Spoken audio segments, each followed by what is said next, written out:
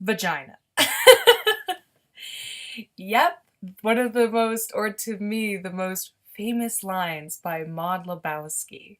Maude Lebowski. Oh, by the way, guys, I'm Tiny Joy now, and today in CAS, we are making Maude Lebowski both from the movie The Big Lebowski as well as in my Big Lebowski LP, which I'm doing to celebrate the bowling pack because let's be honest with you, bowling, Big Lebowski, it kind of makes perfect sense. So here's Maude Lebowski. I have to say it's hard to pick one character you love above any character in that movie because they're all perfect. Even the weird little side characters, the little goons and everything like that. But Maude Lebowski has to be my favorite. I mean, if she was a real person, I would want to be best friends with her. Her look alone is a combination between, you would say that she's both striking and plain. She has sharp and soft edges. She is quite a unique looking individual as an individual within herself. She is the daughter of the Big Lebowski. Not to be confused with the Dude Lebowski.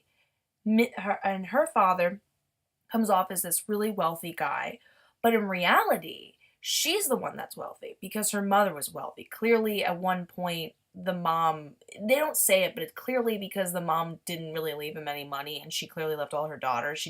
The mom didn't clearly have a good relationship with the Big Lebowski, but Maud is generous enough to give him a job and kind of like a showboat house, but that's about it. Clearly, he's not good enough with money as well to handle more than that. But she's an artist and a very interesting one. And she's just kind of happy living her life. She's really social, clearly, having in one of the scenes a friend visit. And she's like, oh, this is just a friend. And you could tell she just regularly has friends over in her art studio. She lives her life. She concentrates on, doing charities and her artwork. And she just really is unapologetic about the sexuality and the body and the female form as she puts it. And definitely you can tell right away she takes a liking to Big Lebowski. But again, because she's such an interesting character, she does it in a really interesting way. She doesn't flirt. She doesn't come off bold. She's just like, hey, what's up? And is very open about it. And I love, love, love, love, love how it ends and how she reacts to him. But my only complaint is, well, I won't spoil it. You'll have to watch my LP, but I'm most likely going to have, I think I have it planned out to be 6 episodes. Ultimately, the main story is going to be in 5 episodes, but the 6th episode is kind of like I would have loved it if it turned out this way kind of thing. I really don't have any complaints about the movie, but at the very end, I was left being like, oh, but also, wouldn't this be cool if this happened? So here I am trying. I'm really happy with how her face came out. I feel if it's not exactly looking like her, it at least has enough of the vibe, and that's the most you can hope for in The Sims. You know what I mean? But this is where I really struggled to get her outfit because she's notorious for wearing these big green long robes or coats. And as you can see, I downloaded this Sim CC by Lumi Sims.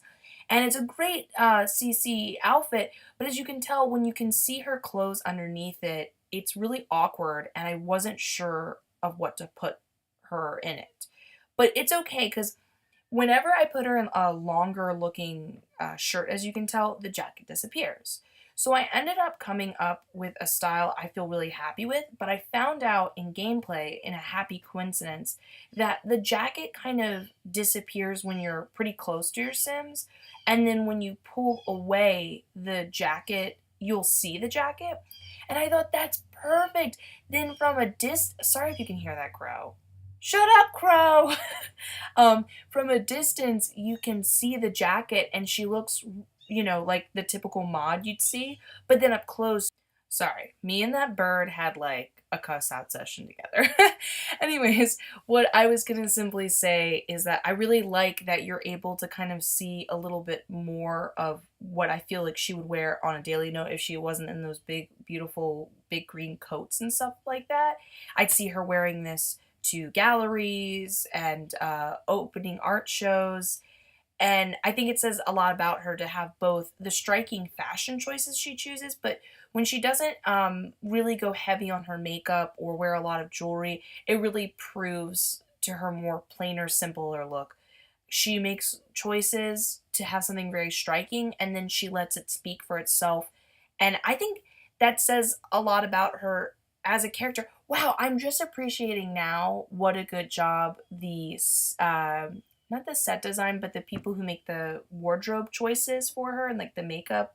They really I mean, I'm always impressed time and time again how much thought they put into that type of idea per movie, like, each movie.